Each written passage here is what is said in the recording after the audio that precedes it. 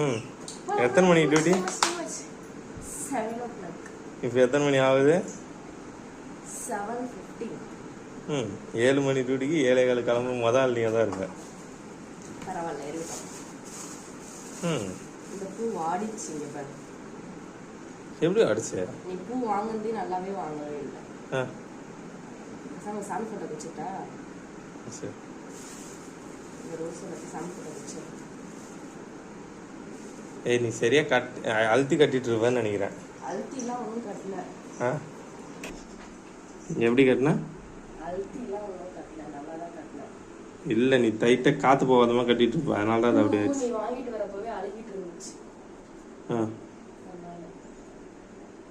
வாங்கிட்டு கொடுத்தாலும் தப்பு உனக்கு. நல்ல பூவா வாங்கிட்டு வரப்போ. ஓகே.